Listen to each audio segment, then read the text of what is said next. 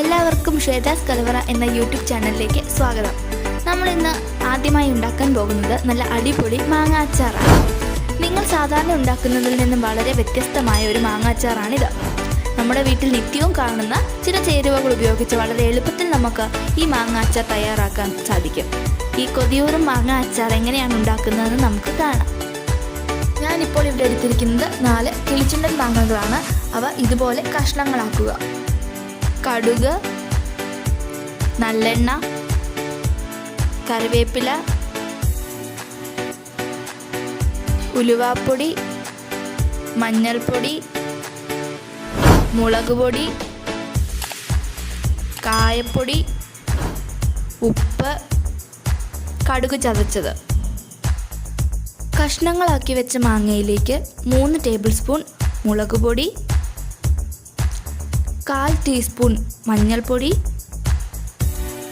1/4 teaspoon ഉലുവാപ്പൊടി, 1/4 table spoon കായപ്പൊടി, 2 teaspoon കടുക് ചതച്ചത്, 3 ടേബിൾ സ്പൂൺ ഉപ്പ് എന്നിവ ചേർക്കുക. ഇനി നമുക്ക് നന്നായി ഇളക്കി കൊടുക്കാം.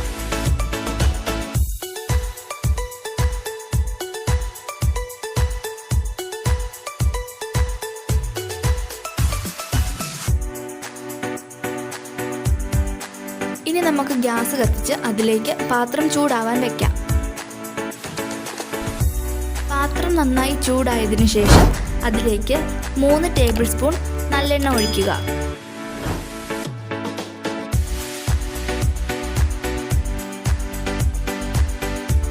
എണ്ണ നല്ലതുപോലെ ചൂടായതിനു ശേഷം അതിലേക്ക് 1/4 ടീസ്പൂൺ കടുകിടുക.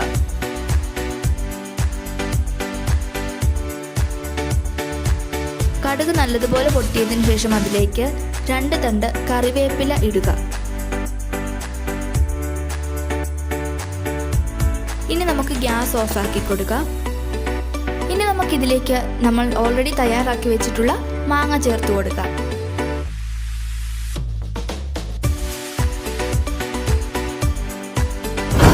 ഇനി നമുക്ക് നന്നായി ഇളക്കി കൊടുക്കാം.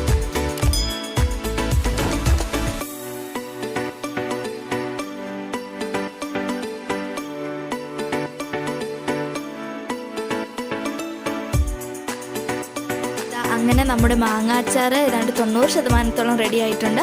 നമുക്ക് പ്രത്യേകിച്ച് വേറെ ചേരുവകളൊന്നും തന്നെ ചേർക്കാനില്ല. നന്നായി തണുത്തതിന് ശേഷം ഒരു ദിവസത്തേക്ക് അടച്ചു വയ്ക്കാം.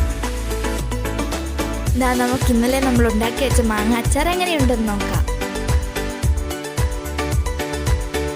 നമ്മുടെ മാങ്ങ അച്ചാർ എണ്ണയൊക്കെ ഇറങ്ങി നല്ല പാകമായിട്ടുണ്ട്. എന്നാൽ ചിപ്പം കഴിക്കാറായിട്ടില്ല. ഒരു 3 ദിവസം നിങ്ങൾ വെയിറ്റ് ചെയ്യുക. കുറച്ചും കൂടി ടേസ്റ്റി ആയിട്ട് കഴിക്കണമെന്നുണ്ടെങ്കിൽ ഒരാഴ്ച വെയിറ്റ് ചെയ്യുക. അപ്പോൾ നമുക്കിത് മറ്റൊരു ബൗളിലേക്ക് മാറ്റാം. പ്രത്യേകം ശ്രദ്ധിക്കേണ്ട ഒരു കാര്യമുണ്ട്. വെള്ളമയമുള്ള പാത്രങ്ങൾ കഴിവതും ഉപയോഗിക്കാതിരിക്കുക. അച്ചാർ കേടായി പോകാൻ സാധ്യതയുണ്ട്.